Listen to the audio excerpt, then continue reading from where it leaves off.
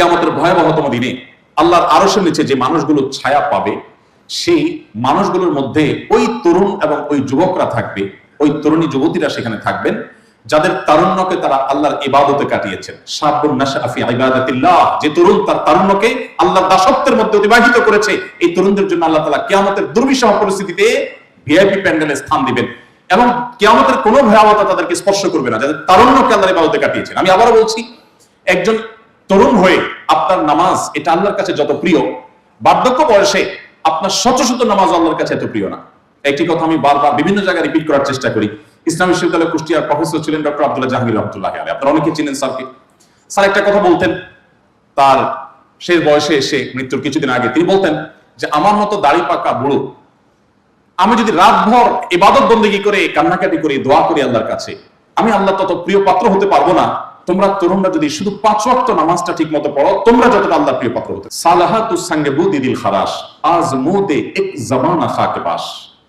ফার্সি ভাষার একজন কবি তার কবিতায় বলেছেন, পাথর হয়ে বহুকাল তো কাটিয়েছ, আসো না কিছু কালের জন্য একটু মাটি হয়ে দেখো, একটু অবনত হয়ে দেখো। আমি আপনাদেরকে আহ্বান করতে চাই, 5 ওয়াক্ত নামাজ এটা আপনি মেনটেন করুন, হারাম এবং আল্লাহর নিষিদ্ধ বিষয়গুলো থেকে বেঁচে থাকুন, ব্যাস, দ্যাটস এনাফ। আর বেশি কিছু করতে হবে না, কারণ আপনার জীবনে অনেক অপরাধের জগৎ এখন উন্মোচনই হয়নি, সেই অপশনগুলি আপনার এখনো আসেনি। আপনি শুধুমাত্র এই দুটি জিনিস যদি করেন, 5 ওয়াক্ত নামাজ পড়েন, আপনার তারুণ্যকে সকল নোংরামি থেকে হেফাজতে রাখেন, ইসলামী জ্ঞান অর্জন করার চেষ্টা করেন, এই 3টি কাজ যদি আপনি করেন, আমি নিশ্চিত করে বলতে পারি আপনি আপনার ইসলামটাকে এনজয় করবেন, আপনি অ্যাজ এ মুসলিম পরিতৃপ্তি অনুভব করবেন। আপনি দেখতে পাবেন যে আপনার হেয়ালিপনা বা স্বেচ্ছাচারী যে তারুণ্য, সে জীবনের চাইতে আপনার রিলিজিয়াস যে তারুণ্য, এই জীবনটা অনেক বেশি আনন্দের, অনেক বেশি তৃপ্তির, অনেক বেশি প্রশান্তির, অনেক বেশি আপনার জন্য এটি আল্লাহর পক্ষ থেকে দেওয়া নেয়ামত প্রাপ্ত সময়ের জীবনের। সেজন্য আমি আপনাদেরকে অনুরোধ করব, তারুণ্যের এই সময়টা আল্লাহর ইবাদতের মধ্যে কাটাবার চেষ্টা করুন। আল্লাহর ইবাদত বলতে আমি বলছি না আবারও যে আপনাকে একটা জুব্বা পড়তে হবে, আপনাকে একটা টুপি পড়তে হবে। পোশাকের ক্ষেত্রে ইসলামের দৃষ্টিকোণ হলো পৃথিবীর যে দেশের মানুষ, সে দেশের যে প্রচলিত পোশাক আছে, শরিয়ার সাথে কন্ট্রাডিক্টরি না হলে তারা সেই পোশাক পরবে। আপনার জন্য লম্বা জুব্বা পরার নির্দেশ ইসলাম করে নাই। আপনাকে ইসলাম বলে নাই যে আপনাকে মাথা পাগড়ি দিয়ে সবসময় পরে থাকতে হবে। আমরা অনেকে ইসলামকে এমন একটা পর্যায়ে নিয়ে গেছি, বা ইসলাম সম্পর্কে আমাদের ধারণা হলো যে ইসলাম বোধহয় আমাদেরকে এরকম একটা নির্দিষ্ট ছাঁচে বোধহয় বেঁধে রাখতে চায়। ইসলাম করলে বা ইসলাম পালন করলে বোধহয় আমি আর জীবনে কিছু করতে পারবো না, খেলাধুলা করতে পারবো না, আড্ডা দিতে পারবো না, আমার বোধহয় সকল জগৎ বন্ধ হয়ে যাবে, আমার বোধহয় একটা কি বলে এটাকে স্ট্যাচুর মতো লাইফ আমাকে বোধহয় লিড করতে হবে। মোটেও তা নয়। এই জন্য ইসলাম সম্পর্কে আমাদের জানতে হবে। এবং 5 নম্বর যে বিষয়টি বলতে চাই তা হলো জীবনের লক্ষ্য নির্ধারণ করতে হবে। জীবনের লক্ষ্য, আপনি কেন পড়াশোনা করছেন? আমরা এখানে আসার আগে প্রিন্সিপাল মহোদয়ের সাথে আলাপ করছিলাম যে আমাদের বেশিরভাগ অভিভাবকদের সন্তানদের পড়াশোনা করাবার পেছনের উদ্দেশ্যটা জিজ্ঞেস করলে তার সঠিক এবং সদুত্তর পাওয়া কঠিন। কেন সন্তানকে স্কুলে, কলেজে, মাদ্রাসা, ইউনিভার্সিটিতে পড়াচ্ছেন, কেন? এই কেন উত্তরে সঠিক এবং সদুত্তর আসলে কেউই দিতে পারবেন না, খুব কম। আর শিক্ষার্থীদের একই অবস্থা। আমি যদি আপনাদেরকে জিজ্ঞাসা করি আপনারা কেন পড়াশোনা করছেন, এত স্ট্রাগল করছেন, এত কষ্ট করছেন, কেন? হয়তো কেউ বলবেন আমি ডাক্তার হতে চাই, কেউ বলবেন আমি ইঞ্জিনিয়ার হতে চাই, কেউ বলবেন আমি পাইলট হতে চাই, কেউ বলবেন আমি হয়তো আর্মি অফিসার হতে চাই, কেউ বলবেন আমি হয়তো অন্য কোনো জগতে যেতে চাই। বাট এটিকে একটা মানুষের জীবনের লক্ষ্য হিসাবে চূড়ান্ত যথেষ্ট? এই লক্ষ্যকে বাস্তবায়নের জন্য কি আপনি জীবন দেওয়ার জন্য প্রস্তুত থাকবেন? দেখুন, আল্লাহ কোরআনে বলেছেন আল্লাহ তাআলা মানুষকে সৃষ্টি করেছেন এবং মানুষ সৃষ্টির উদ্দেশ্য হলো মানুষ আল্লাহর দাসত্ব করবে, আল্লাহর গোলামি করবে। আপনি বলুন দাসত্ব করবে, কেমন কথা? কেউ কি দাস হতে চায়? সবাই রাজা হতে চায়, সবাই প্রভাব বিস্তার করতে চায়, আরেকজনের অধীনে কেউ থাকতে চায় না। দেখুন, কারো, আমি সহজ বাংলা বললে, কারো চামচামি করতে কারো ভালো লাগে না, কিন্তু চামচাটা যদি প্রধানমন্ত্রী, প্রধান উপদেষ্টার হয় তাহলে কিন্তু অনেকেরই ভালো লাগবে। লাগবে কি লাগবে না? Personal secretary. কিন্তু এলাকার পাতি নেতা যদি হয়, বিশেষ করে গত অনেক বছর যাবত বাংলাদেশে প্রচুর পরিমাণ সহসভাপতির প্রোডাকশন হয়েছে। এই সহসভাপতি প্রোডাকশনে দেখুন সহসভাপতির পিএস, এটা কি কোনো সম্মানজনক কাজ? আসলে একটা মানুষের পিছু পিছু ঘুরঘুর করা, তাকে স্যার স্যার বলা, তাকে জিজি বলা, জি হুজুর করা, এটা তো আসলে কারো ভালো লাগার কথা না। কিন্তু যদি বলা হয় যে আপনি প্রধান উপদেষ্টা বা প্রধানমন্ত্রী কিংবা প্রেসিডেন্টের পিএস হবেন, পার্সোনাল সেক্রেটারি হবেন, তাহলে এটা অনেকের কাছে খুব গুরুত্বপূর্ণ হবে নিশ্চয়ই। যে এলাকার পাতি নেতার চামচা হওয়া অপমানের হতে পারে, কিন্তু প্রধানমন্ত্রীর পিএস হওয়াটা অপমান না, এটা বিরাট বড় গৌরবের, সম্মানের, অনেক পাওয়ারের ব্যাপার, ঠিক না বেঠিক?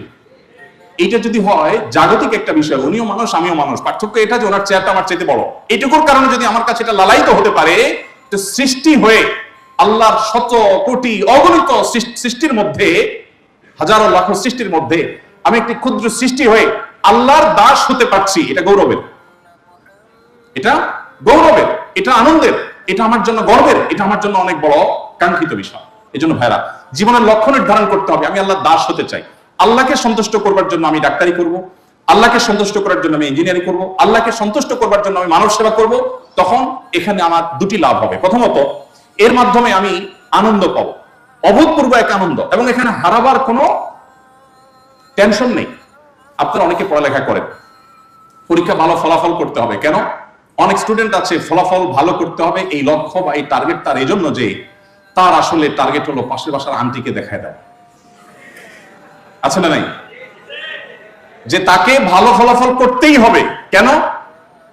কারণ পাশের বাসার আন্টি এসে আমার আম্মুর সাথে সারাক্ষণ আলাপ আলোচনা করে, তার ছেলে হান করেছে, তার মেয়ে হান করেছে, এসব গল্প শুনতে আর ভালো লাগে না। এবার পরীক্ষায় কিছু একটা করে পাশের বাসার আন্টিকে দেখায় দিতে হবে। বিষয়টা মিলে গেছে, বোঝা গেছে? আপনাদের হাঁক ডাক শুনে বোঝা গেছে যে আমি একবারে পয়েন্টে ক্লিক করতে পেরেছি সম্ভবত। আচ্ছা, এখন আমার প্রশ্ন আপনাদের কাছে, আপনি পাশাপাশি আন্টিকে দেখানোর জন্য খুব সিরিয়াসলি পড়াশোনা শুরু করলেন, আল্লাহ না করুক ফলাফল কাঙ্ক্ষিত হলো না, কি হবে? এখন কি হবে বলেন?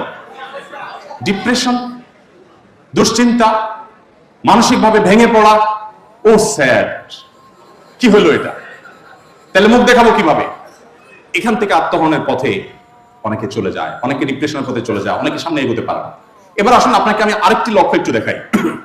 আপনি যদি একজন মুসলিম আদর্শবাদী মুসলিম তরুণ হন, আপনি যদি সিরিয়াস মুসলিম হন, আপনি পরীক্ষা দেওয়ার সময় যদি আপনার ইন্টেনশন থাকে, লক্ষ্য থাকে যে আল্লাহ, আমি ভালো ফলাফল করে ভালো ইউনিভার্সিটিতে চান্স পেয়ে ভালো ক্যারিয়ার গড়ে আমি তোমার বান্দাদের সেবা দেব, তোমার কাছ থেকে রিওয়ার্ড নিব, আমি তোমার কাছ থেকে সওয়াব পাবো। অনেক স্বপ্ন আমার, আমি দেশ গড়বো, বিশ্ব গড়বো, সমাজ গড়বো, মানুষের সেবা করব। আমি শুনেছি তোমার নবী বলেছে, আহাব্বুন নাসি ইলাল্লাহি আনফাহুম লিন-নাস, আল্লাহর কাছে সবচেয়ে প্রিয় মানুষ সে যে মানুষের উপকার সবচেয়ে বেশি করে। একজন ডাক্তার হয়ে আমি অনেক মানুষের উপকার করতে পারবো। আমি একজন চিকিৎসক হয়ে অনেক মানুষের উপকার, মুখে হাসি ফোটাতে পারবো, অনেক দুঃখী মানুষের দুঃখ দূর করতে আমি ভূমিকা রাখতে পারবো। আমি সেই জায়গায় যেতে চাই, সেজন্য আমি ভালো ফলাফল করতে চাই। এই জায়গা থেকে আপনি পড়াশোনা করছেন, ওই চেতনা থেকে পড়াশোনা করছেন। দুজনেই পড়াশোনা করেছেন, একজন আন্টিকে দেখানোর জন্য, আরেকজন আল্লাহর কাছ থেকে রিওয়ার্ড পাওয়ার জন্য, সেই জায়গায় যাওয়ার জন্য করছেন। এই ভদ্রলোক যদি পরীক্ষায় আল্লাহ না করুক ফলাফল খারাপ করলেন, তার ব্যাপারটা কি হবে? তার ব্যাপারটা হলো তার আসলে ডিপ্রেসড হওয়ার কোনো কারণ থাকবে না। কেন থাকবে না? কারণ নবী করিম সাল্লাল্লাহু আলাইহি ওয়াসাল্লাম বলেছেন, আজাবান লি আমরিল মুমিন ইন্না আমরাহু কুল্লুহু খায়র। ইমানদারের পুরো লাইফটাই হলো পিকুলিয়া, অদ্ভুত। তার জীবনে কোনো হারাবার কিছু নেই।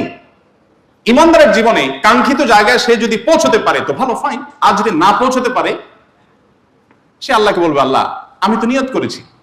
রাসূল করিম সাল্লাল্লাহু আলাইহি ওয়াসাল্লাম বলেছেন, মান হাম্মা বিহাসানাতিন ফালাম ইয়ামালহা, কেউ কোনো ভালো কাজ করবার প্ল্যান করেছে, চূড়ান্ত ডিসিশন নিয়েছে, তার সাধ্যের সবটুকু সে চেষ্টা করেছে, বাট হয়ে ওঠেনি, ব্যাটে বলে হয়নি, আল্লাহ তাআলা তাকে ওই কাজ করলে যে পরিমাণ সওয়াব পেত, ঠিক সেই রকম রিওয়ার্ড তার অ্যাকাউন্টে আল্লাহ দিয়ে দিবেন।